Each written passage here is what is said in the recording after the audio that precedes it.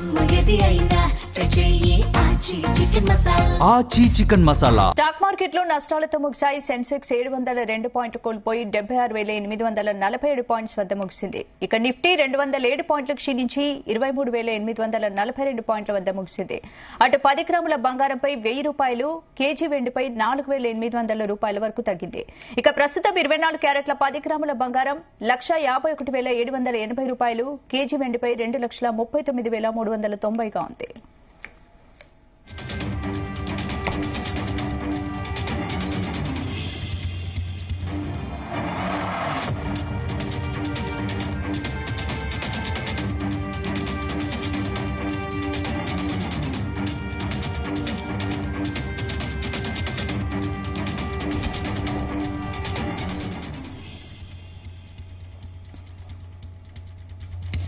ఇదే అంశాలపై మనతో మాట్లాడడానికి సీనియర్ స్టాక్ మార్కెట్ అనలిస్ట్ జీవి సత్యనారాయణ గారు ఫోన్ లైన్ లో సిద్ధంగా ఉన్నారు. Good evening sir. Good evening స్పందన. ఏంటి అసలు ఈ రోజు ఎలా ఉంది మార్కెట్, ఎలా ఉందంటే ఏం చెప్తారు? ఓకే మీరు అన్నట్టు మైనస్ లోనే క్లోజ్ అయింది. మనకి రేపు సెలవు ఉంది. ఎప్పుడైతే ఇస్లామాబాద్ లో పాకిస్తాన్ ఆధ్వర్యంలో వాళ్ళిద్దరు ఏవైతే ఇరాన్ అమెరికా చర్చలు ఉన్నాయో అవి విఫలం కావటం, నిన్న మొన్న సెలవు కావటం, మార్కెట్లు ఈ రోజు పొద్దున్నే గ్యాప్ డౌన్ తోటి సూచించటం, మార్కెట్లు ఫాలో అవడం జరిగింది. బ్రెంట్ ఆయిల్ పెరగడం జరిగింది. బ్రెంట్ ఆయిల్ 7.5% పాజిటివ్ లో అంటే పెరిగింది. ఇది గోల్డ్ సిల్వర్ ఒక 1%, gold 1% minus, silver nearly 2.7% minus లో ట్రేడ్ అవడం జరిగింది. అయితే బ్రెంట్ ఆయిల్ పెరుగుతున్నంత వరకు మార్కెట్ లో అనిశ్చిత పరిస్థితులు ఉంటాయి. ఈ బ్రెంట్ ఆయిల్ ఎప్పుడు పెరుగుతాయి అంటే చర్చలు అయ్యేంత వరకు, చర్చలు సఫలీకృతం అయ్యేంత వరకు, చర్చలు జరుగుతున్నాయి అవుతుంది అని అంటే ఓకే పాజిటివ్ లో అంటే తగ్గుద్ది అన్నట్టు. అప్పుడు ఏది బ్రెంట్ ఆయిల్, అప్పుడు గోల్డ్ సిల్వర్ కొంచెం పెరిగే అవకాశాలు ఉంటాయి. ఇప్పుడు దీంతో వరల్డ్ మార్కెట్లు అన్ని ఫాలో అవడం జరిగింది. ఈ వరల్డ్ మార్కెట్లు ఏవైతే ఫాలో అయినాయో ఇక ఒక రీజన్ కాదు, ఇక రీజన్స్ ఎన్ని అంటే జనరల్ గా ఎప్పుడు ఉండే రీజన్స్ అన్నమాట. అంటే పెరిగితే ఏముంటాయి రీజన్స్, తగ్గితే ఏముంటాయి.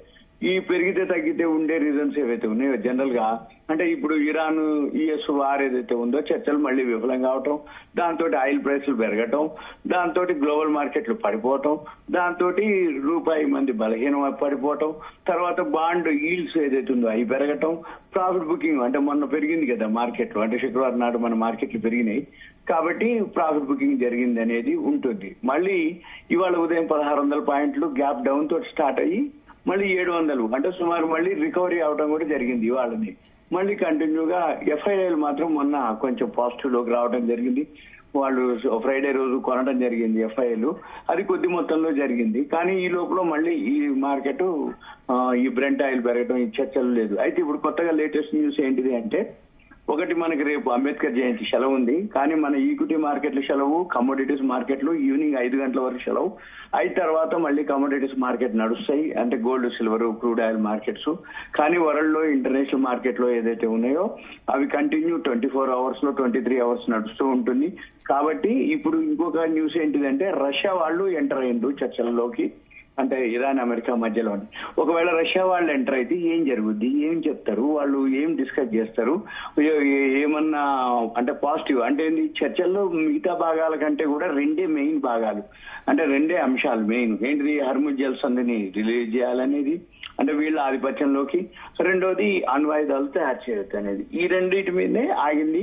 ఇప్పుడు రేపు కూడా ఏం జరుగుతుంది అనేది మళ్ళీ అంటే రష్యా వాళ్ళు ఎంటర్ అయినాక ఈ చర్చల్లో మరి ఇరాన్ అమెరికా ఎవరు ఏంటిది ఆ కండిషన్స్ అనే దాన్ని బట్టి మళ్ళీ మనకి రేపు సాయంత్రం కమోడిటీస్ ఉంటుంది. కానీ మనకి ముందే తెలిసిపోతూ ఉంటుంది, ఎందుకంటే ఎప్పుడైతే ఈ మనకి ఇప్పుడు డే టైమ్, అమెరికాలో నైట్ టైం, ఇంటర్నేషనల్ మార్కెట్లు అన్ని ఇప్పుడు నైట్ టైం కాబట్టి ఇప్పుడు ఏం జరగదు. మన మార్కెట్లు క్లోజ్ అయిన తర్వాత అమెరికాలో డే టైం అవుతుంది, అంటే సాయంత్రం 6 తర్వాత. అప్పుడు మళ్ళీ మార్కెట్లు ఏవైతే ఓపెన్ అవుతాయో అప్పుడు దాన్ని బట్టి ఈ క్రూడ్ ఆయిల్ ఇప్పుడు 24 అవర్స్ లో నడుస్తూ ఉంది, కానీ చేంజెస్ అనమాట. ఇప్పుడు ఎంత చేంజ్ అయితే ఏమైతుంది అనేది ఉంది అనమాట. అంటే ఉదాహరణకి మనకి ఉదయం ఏదైతే అంటే మన అమెరికా మార్కెట్లు ఏవైతే రన్నింగ్ లో ఉన్నాయో రాత్రి చర్చలు కనుక ఏదన్నా జరిగినప్పుడు ఆటోమేటిక్ గా ఏం జరుగుతుంది అనేది ఉంటుంది. ఇంకొకటి ఏంటిది అంటే ఈ ట్రంప్ ఇప్పుడు ఎప్పుడైతే జేడీ వాన్స్ మళ్ళీ ఈ చర్చలు విఫలమైనాక ఆయన అమెరికా వెళ్ళిపోవడం జరిగింది. ఈ అమెరికా వెళ్ళిపోయినాక ఇప్పుడు నిన్నటి నుండి ఈ రోజు వరకు వాళ్ళు ఏం చేయాలనేది వాళ్ళు రెడీ అంటే డిస్కషన్స్. ఈ అమెరికా వాళ్ళు ఏదైతే వాళ్ళ సలహాదారులతో అన్ని ఇప్పుడు ట్రంప్ డిస్కస్ చేయటం, ఆ అనౌన్స్మెంట్ అనేది మళ్ళీ రాత్రికా యుద్ధం ఏం చేస్తాం, ఎలా చేస్తాం లేదా అనేది ఇంకా ఏంటిది అనేది తెలియదు. తెలిస్తే దాన్ని బట్టి మళ్ళీ మన మార్కెట్లు కూడా మన ఏం జరుగుద్ది అనేది దాన్ని బట్టే ఉంటుంది. అంటే ఎప్పటికప్పుడు ఏంటిదంటే ఈ ట్రంప్ ఈ మన పాకిస్తాన్ మన ఇరాను అమెరికా చర్చల్ని బట్టి అది ముందుకా లేదంటే ఏమైతుంది అనే దాన్ని బట్టే అప్డేట్ ఉంటుంది తప్ప ఇప్పట్లో ఏమి ఇది ఆగేటట్టు కనబడట్లేదు. ఇప్పుడు గోల్డ్ సిల్వర్ రేట్స్ బంగారం వెండి ధరలు కొంచెం పడిపోయాయి కదా, ఇప్పుడు ఏంటి కొనుగోలు చేయడానికి సరైన సమయమా? రాబోయే రోజుల్లో గోల్డ్ సిల్వర్ రేట్స్ ఎలా ఉండబోతున్నాయి? ఒకవేళ బ్రెంట్ ఆయిల్ గనక ఇలానే గనక అంటే ఈ చర్చలు జరగకుండా బ్రెంట్ ఆయిల్ కనుక పెరుగుతూ పోతే $150 చేరుతుంది అనేది ఒక వార్త. అంటే ఎప్పుడైతే ఈ హర్ముజ్ జల్సన్ ముగియటం జరిగిందో, ఎప్పుడైతే క్రూడ్ ఆయిల్ $150 కనుక అని అంటున్నది మార్కెట్ విశ్లేషకులు, కానీ $150 కనుక రీచ్ అయితే గోల్డ్ ఇంకా ఫాల్ అవుతుంది, సిల్వర్ ఇంకా ఫాల్ అవుతుంది. ఎందుకంటే ఇది 7.5% పెరిగింది ఇప్పుడు బ్రెంట్ ఆయిల్, గోల్డ్ 1% పెరిగింది, సిల్వర్ నియర్లీ 3% వరకు పెరిగింది. అంటే ఏంది, బ్రెంట్ ఆయిల్ పెరుగుతున్నా కొద్దీ గోల్డ్ సిల్వర్ ఇంకా పడుతూనే ఉంటది అన్నట్టు. కాకపోతే ఎవరైతే ఉన్నారో కొనుక్కునే వాళ్ళు కొనుక్కోవచ్చు, పెద్ద ఇబ్బంది ఏముండదు. ఎందుకంటే పెద్దగా తగ్గినా గానీ బాగా పాత రోజుల మాదిరి ₹1,00,000 లోపు వస్తుందనో ఏది గోల్డ్, సిల్వర్ ఇంకా తగ్గిపోద్ది అనేది లేదు. ఆల్ టైమ్ హైలు అయిపోయినాయి. ఇప్పుడు ప్రజెంట్ సిచ్యువేషన్ అంతా బ్రెంట్ ఆయిల్ మీదనే జరుగుతూ ఉంది, ఈ అమెరికా ఇరాన్ చర్చల మీదనే జరుగుతూ ఉంది. యుద్ధం ఆగాలి, ఆగితే అప్పుడు బ్రెంట్ ఆయిల్ కనుక తగ్గితే అప్పుడు ఆటోమేటిక్ మీరు అన్నట్టు గోల్డ్ సిల్వర్ పెరిగే అవకాశాలు ఉంటాయి. కాకపోతే ఎప్పుడు ఇటువంటివి జరగవు కాబట్టి ఎప్పుడో ఒకసారి జరుగుద్ది, ఎక్కడో ఒకసారి ఇది ఏది ఈ చర్చలు ఎక్కడో ఒక దగ్గర ఆగుతాయి, లేదు యుద్ధం ఆగుతుంది, ఆగినప్పుడు ఆటోమేటిక్ గా బ్రెంట్ ఆయిల్ తగ్గిపోతుంది, తగ్గిపోయినప్పుడు ఆటోమేటిక్ గా గోల్డ్ సిల్వర్ పెరుగుతుంది. కానీ అది ఎన్ని రోజులు పడుతుంది, ఎప్పటికి జరుగుతుంది అనే దానికోసానికి వీళ్ళు ఏం చేయాలి, వెయిట్ చేసే బదులు ఎవరైతే కొనుక్కోదలుచుకున్నారో కొద్ది మొత్తం కొనుక్కోవచ్చు, లేదు ఇక తగ్గితే కొంచెమే తగ్గుతుందిలే అనుకుంటే అప్పుడైనా కొనొచ్చు.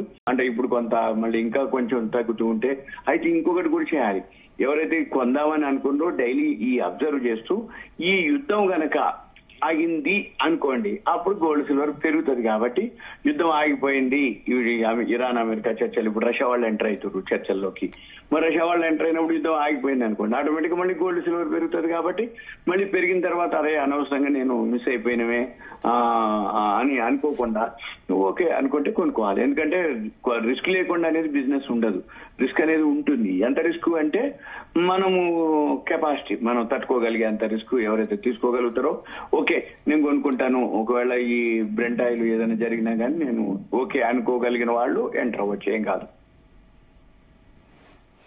అంటే ఏంటి ఇప్పుడు ఇన్వెస్టర్స్ కి ఏం సజెస్ట్ చేస్తారు? ఇప్పుడు చిన్న ఇన్వెస్టర్స్ ఏం చేయాలి, అమ్మాలా లేదా హోల్డ్ చేయాలా? ఏ సెక్టార్స్ ప్రస్తుతం సేఫ్ గా ఉన్నాయి? షేర్ మార్కెట్ అయితే ఇప్పుడు రిజల్ట్స్ వస్తూ వచ్చినాయి, యాన్యువల్ రిజల్ట్స్. అయితే మెయిన్ ఏఐ టూల్స్ కు సంబంధించిన సెమీ కండక్టర్ షేర్స్ ఉంటాయి, అవి కొనుక్కోవచ్చు. ఎందుకంటే రాబోయే రోజుల్లో అంతా ఏఐ టూల్స్ అంటారు. తర్వాత డిఫెన్స్ స్టాక్స్ ఒకటి, తర్వాత ఇప్పుడు పవర్ స్టాక్స్ ఒకటి, వాటికి సంబంధించిన షేర్స్ అన్ని బాగుంటాయి, అవి కొనుక్కోవచ్చు ఏదైతే చిన్న ఇన్వెస్టర్లు. లేదు అనుకుంటే ఎస్ఐపిలు, మ్యూచువల్ ఫండ్స్ ఇప్పుడు బాగా బాటమ్ లో ఉన్నాయి, మార్కెట్ బాటమ్ లో ఉంది, షేర్ మార్కెట్ బాటమ్ లో ఉంది. కాబట్టి ఏవైతే మంచివి ఉన్నాయి అనుకోండి, వాల్యూ ఉన్న స్టాక్స్ చూసుకొని కొనుక్కుంటే మళ్ళీ రాబోయే రోజుల్లో ఒక 1 year 2 years ఉంటే ఆటోమేటిక్ గా మళ్ళీ పెరిగే అవకాశాలు ఉంటాయి. ఎన్ని రోజుల్లో ఉండవు ఇట్లాంటి, ఇక మాక్సిమం ఉంటే ట్రంప్ ఉన్నంత వరకు ఉంటాయి. ట్రంప్ మళ్ళీ నెక్స్ట్ ఇయర్ వచ్చే అవకాశాలు ఉండవు, ఎందుకంటే అమెరికాలో 2 సార్లే అధ్యక్షుడిగా అవకాశం ఉంటుంది. ఇప్పుడు ట్రంప్ 2వ సారి, ఇప్పుడు ఈసారి ఎలక్షన్స్ వచ్చినప్పుడు ఆయన గెలిచినా గెలవకపోయినా నిలబడేది ఉండదు అందుకని ఆటోమేటిక్ గా ఇక ఎవరో కొత్త గవర్నమెంట్ ఫామ్ అవుతుంది. కాబట్టి అప్పటిదాకా ఉండగలిగితే ఇంకొక 2 ఏళ్లు కనుక నేను ఉండగలను అనుకుంటే, కానీ ఈ లోపల ఎక్కడో ఒక దగ్గర ఏదో ఒకటి జరుగుతాయి. 2 ఏళ్ల దాకా అవసరం లేదు, ఈ మధ్యలోనే మళ్ళీ మార్కెట్స్ కనుక రికవరీ అవటం, అంత వరల్డ్ ఎకానమీ అంతా. కానీ ఆర్థిక వ్యవస్థలు అన్ని చిన్నాభిన్నం అయిపోవటం, ఈ బ్రెంట్ ఆయిల్, ఈ యుద్ధ వాతావరణంతో ఇవన్నీ కోలుకోవడానికి అయితే ఏండ్లు పడతాయి. ఏదైతే ప్రపంచ దేశాలు ఉన్నాయో అంటే ఆర్థికంగా పోయినాయి, అంటే ఇన్ఫ్లేషన్ పెరుగుతుంది, ఇక అక్కడ ఎసెట్స్ ఏవైతే ఆస్తులు ఉన్నాయో అన్ని ఇప్పుడు ఇరాన్ డెవలప్ కావాలన్నా, అమెరికా డెవలప్ కావాలన్నా, మిగిలిన మన దేశాలు, మనలాంటి దేశాలు మనకేం సంబంధం లేదు. అయినా కానీ మనం ఈ క్రూడ్ ఆయిల్, బ్రెంట్ ఆయిల్ 70 నుంచి $102 ఇప్పుడు ఉంది. అంటే ఇది ఎంత పెరుగుతున్న కొద్దీ మన ఆర్థిక వ్యవస్థ, మన ఇన్ఫ్లేషన్, మన జీడిపి ఇవన్నీ ఇంకా స్లో డౌన్ అయిపోతాయి. రైట్. థ్యాంక్ యూ సత్యనారాయణ గారు.